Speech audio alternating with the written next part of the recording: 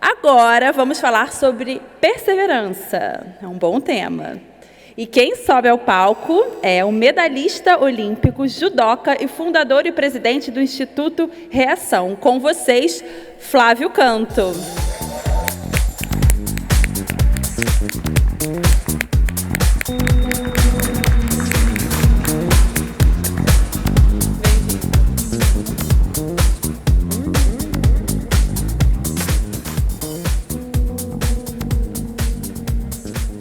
Boa tarde, boa tarde. Se a Amaral me falasse que tinha tanta gente, eu acho que eu ia amarelar, Amaral. Caramba, que legal. Que honra estar aqui, gente, diante de tantas pessoas transformadoras aí. A gente está no mesmo barco, né? Tentar mudar a educação do país. Bom, eu vou começar aqui, eu acho que a melhor maneira de começar a me apresentar aqui, eu vou mostrar rapidamente aqui o nosso manifesto, da melhor parte da minha vida, aí depois a gente entra um pouco no nosso tema, no bate-papo de hoje. Posso rodar aqui, gente? Está aqui na minha mão? Tem o poder? Este que está na minha frente não é meu adversário. Não é contra ele que eu luto. Eu luto contra as estatísticas que dizem que meu futuro já está definido. É contra essa ideia que eu reajo. É contra essa ideia que eu reajo. É contra essa ideia que eu reajo. Por quê? Porque essa faixa na minha cintura diz justamente o contrário. Ela diz que eu posso sim ser o que eu quiser. Que eu consigo sim vencer qualquer dificuldade. A verdadeira luta, meu amigo, não é dentro do tatame, é fora dele. É fora dele. Quero ver você me derrubar. Caiu? Levanta, Rio de Janeiro. Eu vou reagir. Você vai fazer o quê? Reaja, Rocinha. A gente vai reagir. Você vai fazer o quê? Reaja, Rio de Janeiro. Sou forte. Vem reagir comigo. Reaja, Tubiacão. Reaja, Cidade de Deus. Eu vou reagir. Reaja, Deodoro. Reaja, Gamboa. Reaja, Brasil. Reaja, Brasil. Vem reagir com a gente.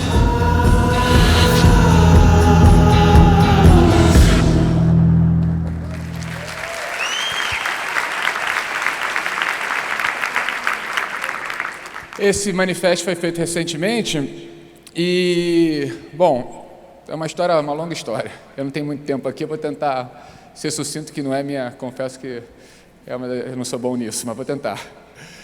Eu nasci na Inglaterra, meu pai é professor, meu pai é físico nuclear, na época ele estava fazendo doutorado em Oxford, né? Eu demorei muito tempo para entender o que era física nuclear, morria de vergonha de falar, porque para mim física nuclear era coisa de quem fazia bomba atômica, né? E eu cresci na época da Guerra Fria, então só se falava em guerra do fim do mundo, eu morria de medo do meu pai estar contribuindo para um dia o mundo acabar, né? Depois eu descobri que ele nunca trabalhou em nenhuma bomba atômica. Eu vim para o Brasil com 2 anos e dos 9 aos 11 ele foi fazer um pós-doutorado em Berkeley, na Califórnia, e a gente ficou lá dos 9 aos 11. Com 14 eu conheci o judô, depois de um momento difícil da minha vida, talvez até então mais difícil. Eu tinha saído de uma escola bem pequenininha, eu estudava na Chave do Tamanho, não sei se alguém aqui conhece no Rio de Janeiro, era uma escola pequenininha, construtivista, bem vanguarda, né? Bem diferente na época. Tinham 10, 11 alunos por turma, eu nunca tinha feito prova até a 4ª série, né? E eu era orgulhosamente o mais forte da turma, né? A gente brinca, né? Mas hoje, olhando para trás, deviam ter 10 pessoas, a gente está falando de 5 meninos e 5 meninas, não devia ser muito difícil ser o mais forte da turma. A outra troquei de escola, foi para uma escola enorme, que tinham 40 por turma, 4 turmas por série, e logo no primeiro dia, normalmente eu brinco com isso, porque o garoto me chamou para brigar, não sei quem já viveu isso, mas aquela sensação te pego na saída, aquela coisa madura de criança, você fica rezando para o mundo acabar e não acabar a escola, né? Porque você sabe que você vai ter que ir na saída brigar. Aí acabou aquele corredor humano, né? Maduro, né? Gritando porrada, porrada, e lá fui eu brigar com o tal do Ricardo Paixão. E eu brinco, se eu me lembro o nome, obviamente eu apanhei. E voltei para casa, não contei para ninguém, morrendo de vergonha, né? vou ficar quieto aqui. No dia seguinte eu cheguei na escola e descobri a pior notícia da minha vida até então, que o tal do Ricardo Paixão era o garoto que apanhava de todo mundo na sala, né? Então eu tive aquela escolha cirúrgica, né? Aí naquele mesmo ano, eu passei o ano inteiro apanhando, né? Me lembro de todos eles, Léo Trigo, Nacli, João Luiz. Uma época que não se falava em bullying, então ficava quieto, né? Sofrendo, e foi um ano difícil. E em 88, isso foi em 88, eu assisti um belo dia o Aurélio Miguel ser campeão olímpico, judoca. Foi o único campeão olímpico daquela Olimpíada. E o técnico do Aurélio Miguel, Geraldo Bernardes, era o professor da escolinha do meu irmão, a 5 minutos lá de casa. Aí eu confesso que entrei pelo motivo menos nobre possível, vou fazer esse tal de judô e vou bater em todo mundo aqui na sala, né? Mas eu acabei me apaixonando e comecei a aprender muita coisa legal no judô, né? A começar pela primeira aula, que a gente só aprendia a perder, né? A gente começa no judô aprendendo o protocolo da derrota, muito diferente da nossa educação, da nossa civilização, né? Que tem sempre os protocolos da vitória, repete o que o professor falou. Claro que a gente está falando de um lugar aqui bem diferente desse tipo de educação. Mas a educação formal sempre foi mais para esse lado, né? Então você começa aprendendo a cair para trás, começa aprendendo a cair para frente, para o lado. Confesso que no começo eu achei um saco, né? Falei, pô, apanho na escola, apanho no judô, vou me suicidar daqui a pouco. Mas o meu técnico falou uma coisa muito óbvia e muito poderosa, né? Ele falou, como é que eu vou te ensinar a derrubar, a vencer, se você ainda não sabe cair, né? Se você ainda não sabe perder? Se eu te colocar lá, você aprendeu a derrubar e você luta e você cai eventualmente, porque você vai cair muitas vezes na vida, você não consegue se levantar porque você não soube cair, você se machuca. Então primeiro a gente aprende a cair, primeiro a gente aprende a perder, depois a gente aprende a derrubar, depois a gente aprende a vencer. E qual lugar que você é ensinado a perder antes de ser ensinado a vencer, né? Normalmente a vida que ensina a gente, nas porradas que a gente vai tomando, quando a gente menos espera, que a gente vai tendo que lidar com a derrota. Dificilmente alguém te ensina, né? Como é que se perde. No judô você aprende a perder. Aí eu me encantei com o judô, comecei a treinar muito, eu tinha 13 para 14 anos, comecei a ter um sonho de ir para a Olimpíada, e acabei conseguindo 5 anos depois ir para a Olimpíada. Quase que por acaso, eu era júnior, nunca tinha ganhado no Campeonato Carioca e comecei a evoluir meio que rapidamente naquele 5º ano, fiz uma seletiva entre os adultos e fui para a minha primeira Olimpíada. Isso foi em 96, Olimpíada de Atlanta. Fiquei em 7º, que era uma colocação razoável, e achava que 2000 era o meu grande momento. Olimpíada de Sydney, eu ia estar no auge, é para lá que eu vou e tal. E acabei perdendo a seletiva, para mim muito inesperadamente, e fui como reserva para a Olimpíada. E quando eu voltei da Olimpíada, né, muito triste, a gente ficou 3 semanas lá de sparring, né? Naturalmente momentos de grande dor, você reflete muito sobre tudo que você já viveu. Eu comecei a achar que era o momento de colocar em prática algo que eu tinha crescido sempre, talvez pelo privilégio que eu tinha de ter um poder de comparação maior do que os meus amigos. Eu tinha nascido fora, tinha morado fora, viajava com frequência para fora do país, para países mais desenvolvidos do que o nosso, especialmente do ponto de vista de justiça social, né? De desigualdade, menos desiguais. Então, sempre que eu voltava para o Rio, né, ao mesmo tempo cresci naquela década de 90, que teve Vigário Geral, Chacina da Candelária, ônibus 174, né, crescimento de novas facções, ADA, Terceiro Comando, tinha Comando Vermelho já, milícia começa a surgir, Jogo do Bicho, aqui a gente tem a facção do poder público, né, políticos também. Então eu cresci com muita vontade de fazer alguma coisa e comecei com 2 amigos, um deles aquele ali, que ele adora aparecer, o Nando, ele é mais tímido, aí, pode acender a luz ali nele, aquele dali, ó. Levanta o dedo aí, não. Obrigado. Primeiro, ele odeia participar, estou uma pegadinha com ele. A gente começou a fazer algumas ações com alguns amigos, né, ia nas ruas, obrigado aí, Luiz, não sabia nem que tinha essa possibilidade. Começou a fazer algumas ações pontuais, assim, ao longo do ano, né? Ia no orfanato, levar chocolate na Páscoa, fazia um treinamento para arrecadar alimento e distribuir em algum lugar. E talvez a ação mais famosa nossa, conhecida do grupo, a gente se encontrava lá em casa na noite de Natal, 1h, e depois ia distribuir coisa na rua, né? No começo era muito legal, segundo ano também, no 5º ano que foi esse ano da Olimpíada, éramos talvez uns 10 carros abarrotados de mantimento, e a gente começou a distribuir. A gente normalmente fazia o circuito ali, Zona Sul, Lapa, Centro, e voltava, né, da Barra, a gente morava na Barra. E esse ano, quando a gente chegou em Copacabana, já tinha acabado tudo. A gente olhou, não tinha mais nada para dar, um ano que eu não imaginava que isso fosse acontecer, e ainda tinha um monte de família na rua, né? Criança, neném, aquela coisa toda na noite de Natal, né? Papai Noel definitivamente não existe. E voltando para casa, né, muito triste, eu entendi que aquele movimento todo não fazia mais sentido, que a gente precisava fazer uma coisa mais forte, mais consistente, que de fato mudasse vidas, né, e a gente pudesse começar a contribuir para uma mudança de mundo que a gente queria ver, especialmente nessa cidade doida que é o Rio de Janeiro, né, que não tem como você se esconder dessa opulência e miséria nos mesmos espaços, numa cidade com montanha, então não tem como fechar os olhos. Então, quando eu voltei de Sydney, eu achei que era hora de fazer isso, não sabia muito bem o que fazer, pensei num programa de alfabetização, a gente chegou a desenhar, mas nunca saiu do papel, falei, vou começar a dar aula de judô e ver o que acontece. No fundo, o judô era o que menos me preocupava em ensinar judô. Eu achava que através do judô a gente pudesse ensinar coisas que eu tinha aprendido. Eu ganhei autoestima, eu ganhei coragem, eu consegui, sem perceber, me dar bem com todo mundo na escola depois de passar um ano sofrendo bullying. Vamos ver o que acontece. Comecei a dar aula de judô na Rocinha, foi a primeira vez que eu subi o morro, a gente está falando de 2000, uma época que não tinha internet, então era um mundo muito mais apartados, A internet é um movimento de inclusão e de aproximação social, cultural muito grande, que ainda não existia.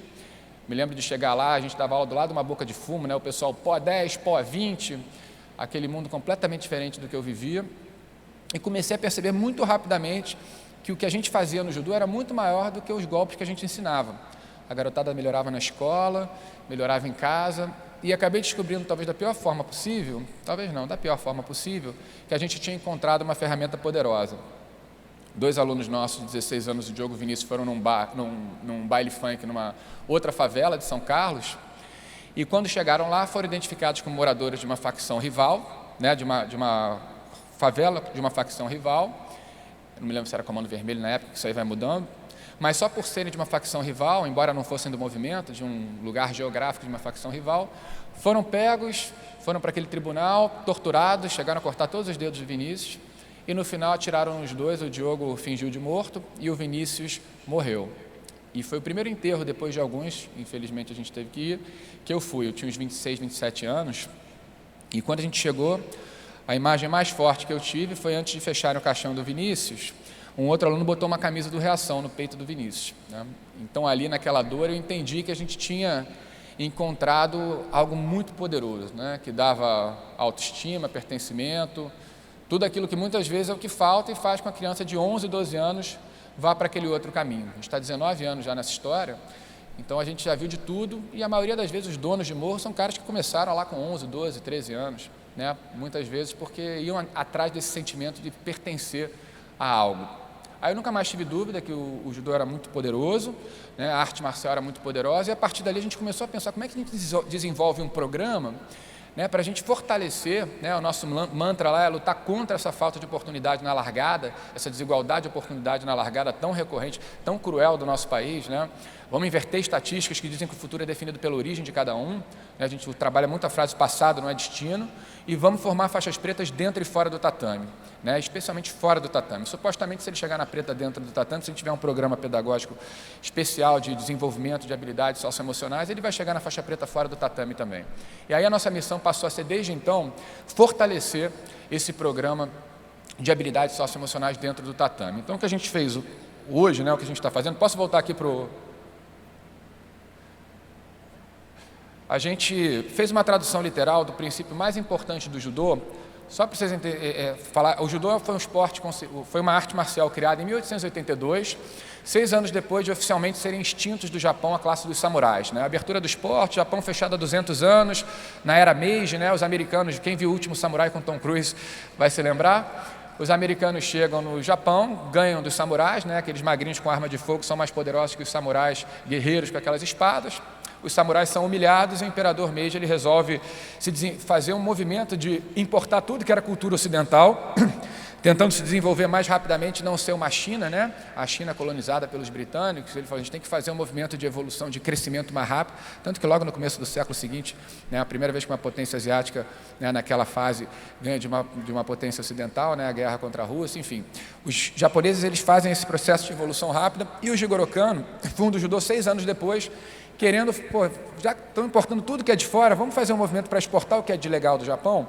Então ele pega o que tinha do Bushido, a classe dos samurais, Bushido é o código do guerreiro, Código do Samurai, e resolve desenvolver uma arte marcial que já na nomenclatura mostrasse a sua intenção, né? Judô é caminho suave. E esse caminho, obviamente, era um caminho que não se restringiria ao tatame, iria para fora do tatame também. E o Jita Kyoei é o princípio mais relevante do judô.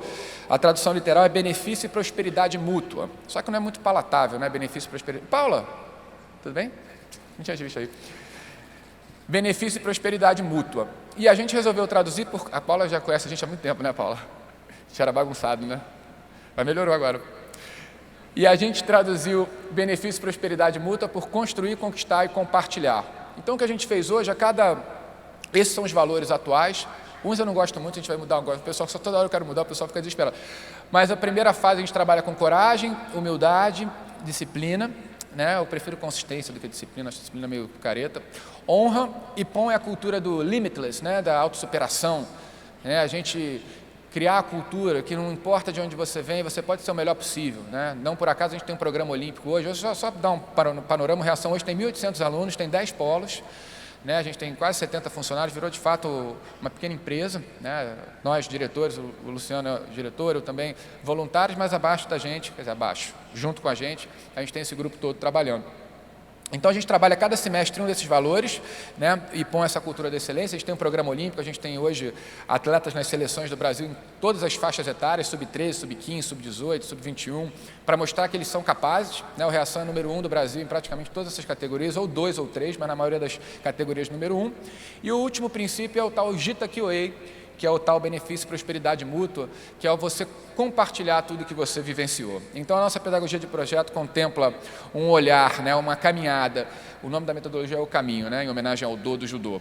Então, a gente constrói coragem, a gente conquista coragem e compartilha coragem. Depois, a gente constrói humildade, conquista humildade e compartilha humildade, e por aí vai.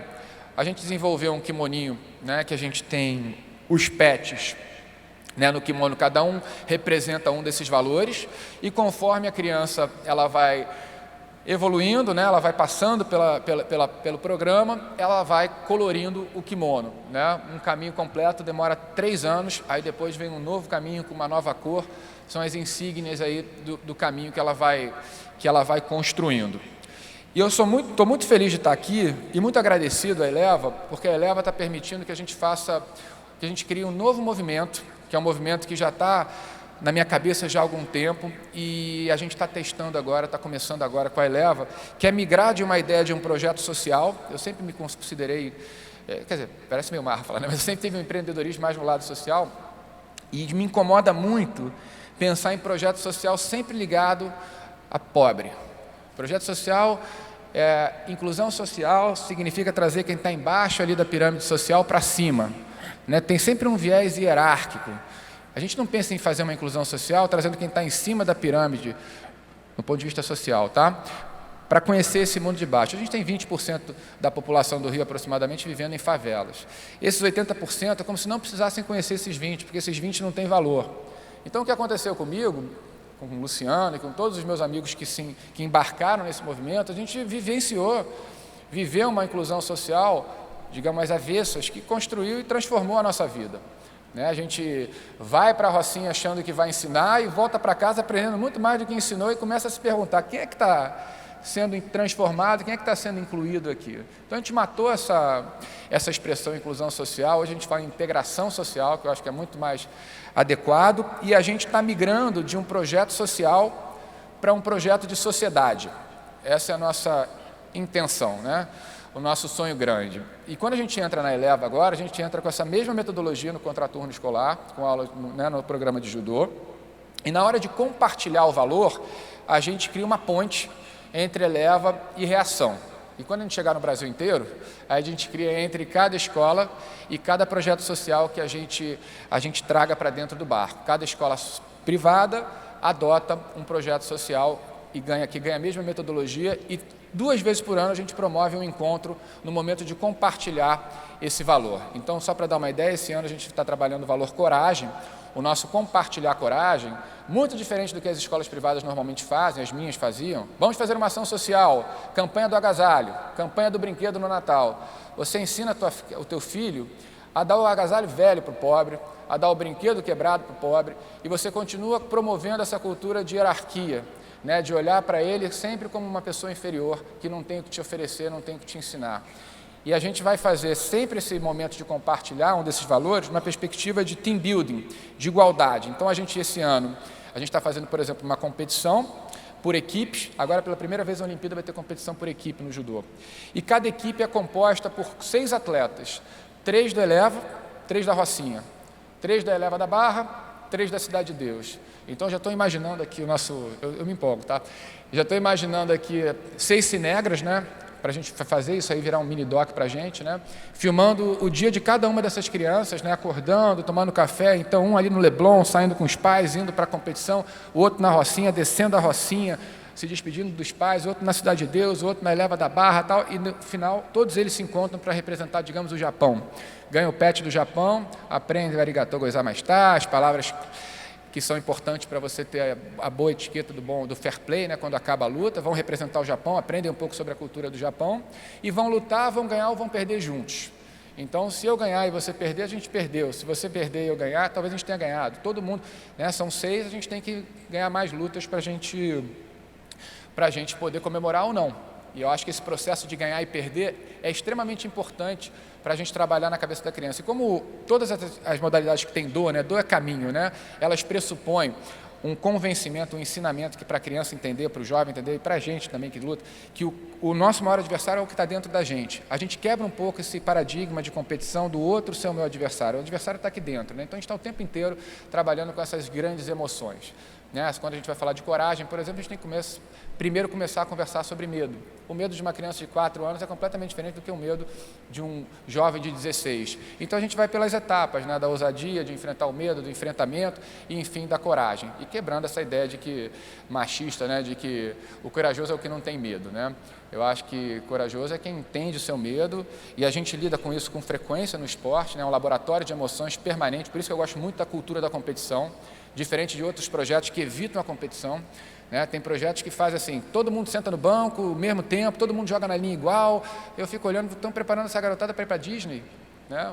O mundo é duro, a gente tem que aprender a lidar com essas frustrações, essas emoções. E o esporte, na minha opinião, talvez, eu não posso falar isso com o papai, mas é um dos melhores laboratórios para a gente fazer esse mergulho nas emoções.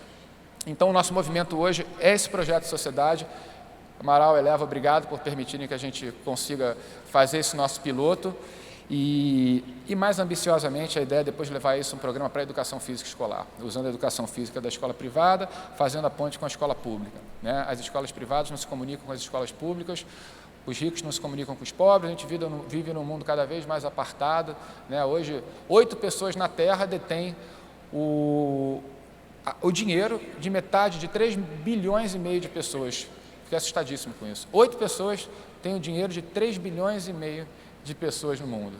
A gente está vivendo um momento complicado nesse sentido.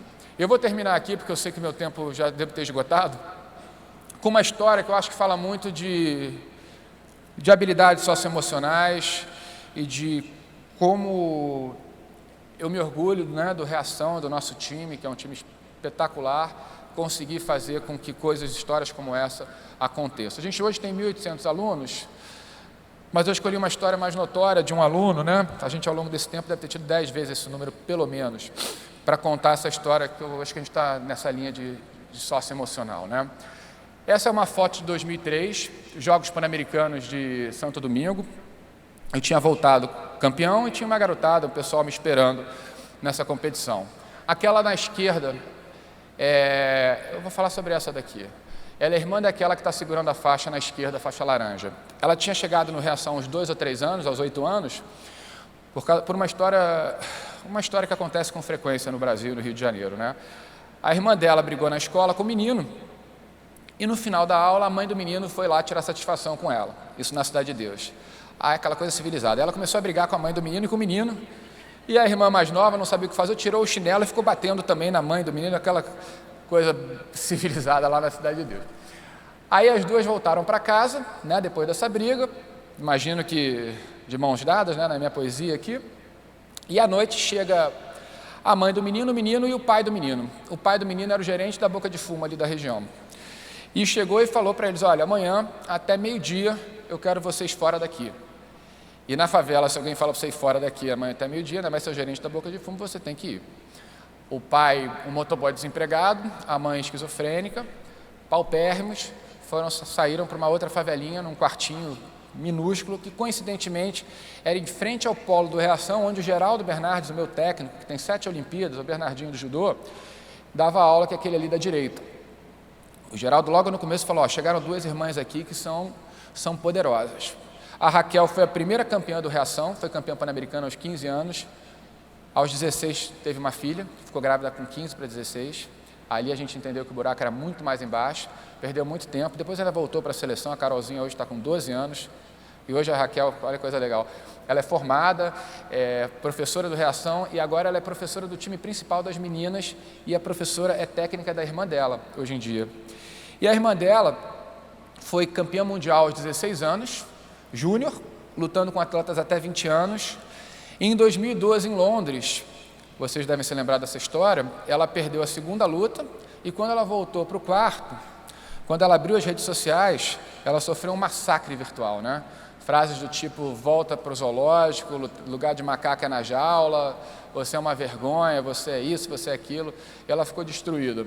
E quando ela voltou para o Brasil, ela anunciou para a gente que ela nunca mais ia botar kimono na vida, que ela falou que nunca mais queria correr o risco de sentir aquela dor que ela tinha sentido depois de ler tudo aquilo que escreveram para ela.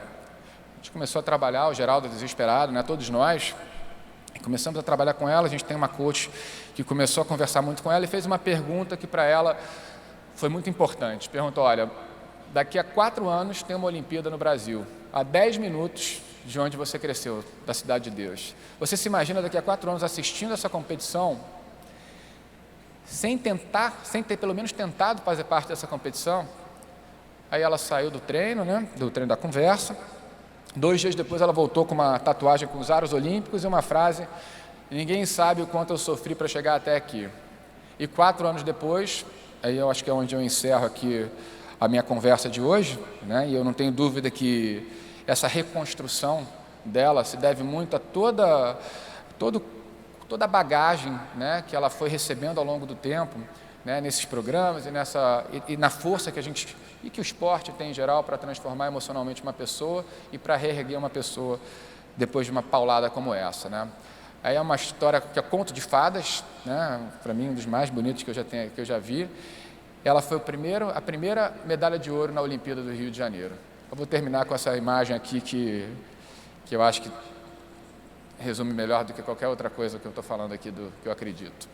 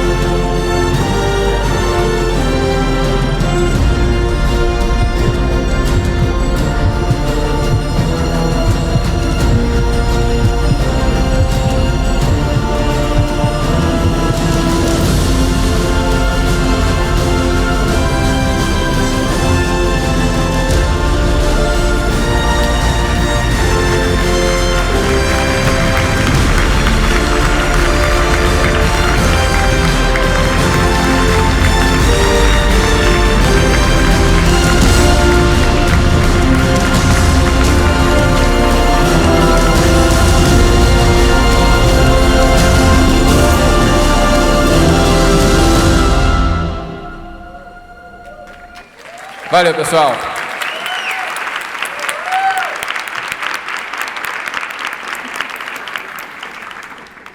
Quer falar?